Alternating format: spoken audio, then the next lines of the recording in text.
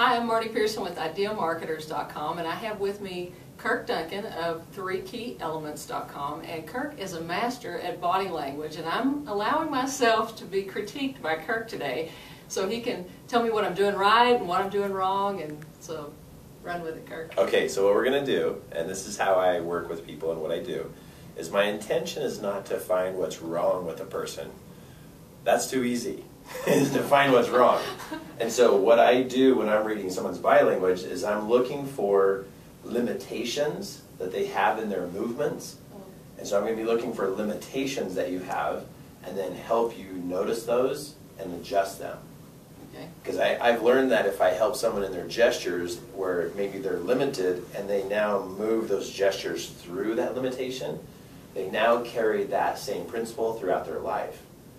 And so where they may be limited here shows up here, so we adjust that gesture and their mind opens up.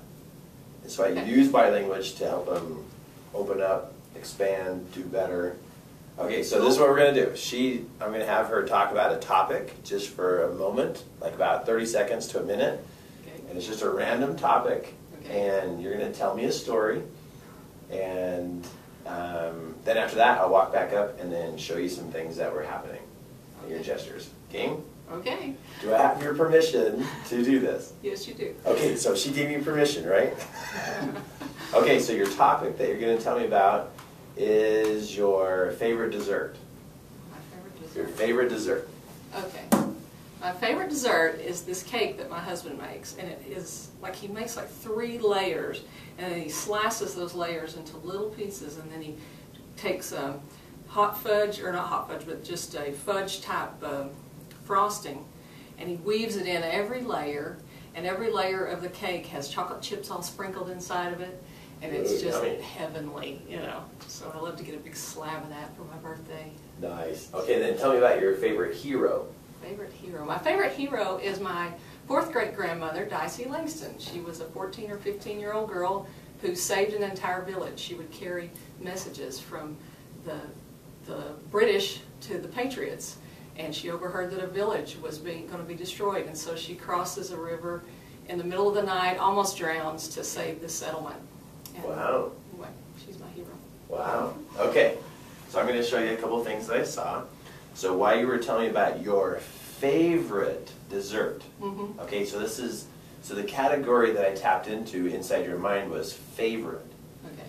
So dessert is inside the favorite category, and so in your description of favorite, you went to gesture how big, how much, and your hands went out to this far. So favorite usually would mean favorite, like it's big.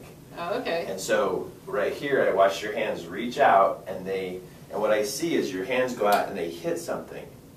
Okay. And so I look for places where your hands get limited. And in our mind, we have certain rules that we follow that we were given by other people. And this indicator, where when you talk about your favorite, but it only stops here instead of going all the way big, because favorite would be huge, like this is my favorite. Right. Your favorite got stopped here. So what I would suggest to you as you talk about things that you love is that your gestures go big, like all the way big, to show your mind that these rules that you followed from somebody somewhere, that they can't stop you. So there's some limiters here, and I already know from working with, thousands of people, that there's some kind of rule that you're following that is not your rule that you ought to get rid of. It's usually because when I fling my arms, I hit something and knock something over, and so because I am an arm flinger. It's okay. So I saw this, and then after you were done telling your story, and you can rewind the video to see this, after she's done telling her story about her favorite thing, she does this. Your hands got all sucked up inside. So it's like you told about your favorite thing, sharing it, and then the moment you're done sharing something that's yummy and really good to you, they got sucked in. So so when I talk about things like this, I've already seen at least 2 indicators that point to the same thing. Okay. Usually people who are using their hands and they're finished and they pull their fingers in, it's like somebody in your past has told you, that's enough. Do you you know who that would be? Probably my kids. Okay, so like that's enough. And so we retract our fingers to hope they don't get cut off or whacked, or we're just trying to get out of we're trying to refrain from telling too much. Yeah. And so there's this piece, and then there was the piece right here. So it doesn't make you bad or good. There's no bad or goodness here. It's just that when you go to use your hand and you're telling stories, be conscious that there are no limiters. And when you're done with the story, your hands just go down by your side. Okay. Because whatever you do in the end of your story tells people a lot of information about if you support really what you said or retract part of it. Like, oh no, I probably shouldn't have said all that. Oh. Then there's another part, and you can rewind this and see this, that after you got done telling your story, well, during your story of telling about the hero, that when you're talking, the hands come down and slap the side. Mm. Use your hands, put your hands back. Use your hands, talk, put your hands back. Anytime you allow your hands to fall and slap the side, that's an unnatural movement. It's telling me that when your hand was done being used, your brain disconnected from your arm and allowed it to fall. Allow it to fall.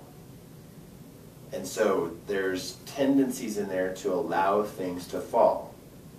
And so if you train your brain by use your hands and then put your hands back, things would fall less. Does that make sense? Okay. Yeah. Does that? Okay, so little gestures give me hints of habits or tendencies. And so if you were, so the couple things here is, number one, big gestures, and when you're done telling a story, just put your hands down, because people watch your hands in the end. And if you just put your hands down after you tell a story, they'll go, wow, she's like solid. Like that was like right on. Like she told us the whole story. Okay. And it builds rapport and it builds trust. But when we do little funny things at the end of our story with our hands, especially retracting them or putting them in our pockets, then people start to question us. And they start to doubt us. Okay. And then at the very end, when you told your hero story, at the very end, you lifted up on your toes. And even though you can't see her toes, watch the top of her head go up. Because you can always tell if someone's toes, if they go up on their toes, because the top of their head goes a little bit higher. And as you're telling your hero story, when you lift up off your toes, it lessens your determination to tell the whole story. So keep your feet solid on the ground when you're telling stories. And it's so easy to roll back and forth on your feet and go back on your heels or go up on your toes. But just when you're telling stories and you want to deliver a strong message, you keep your feet nice and flat. Okay. So that'll build up your strength. Managing your hands will build up rapport between you and the person, and it will help you break free of things in your life. Okay. And this could be things you don't even know about that are going on inside there. And so when I help people break free of these limiters, all of a sudden they notice other places in their life they break free. And they're able to do more. Is that good? Yeah, I like that. So that's like a whole 1 minute of watching. And so this is what I like to do. I like to help people find ways to get free inside their mind. Because then if they know better, then they'll do better. I just want to help people do better. Great. Is that cool? Yeah. Cool. All right. Thanks. Thank you.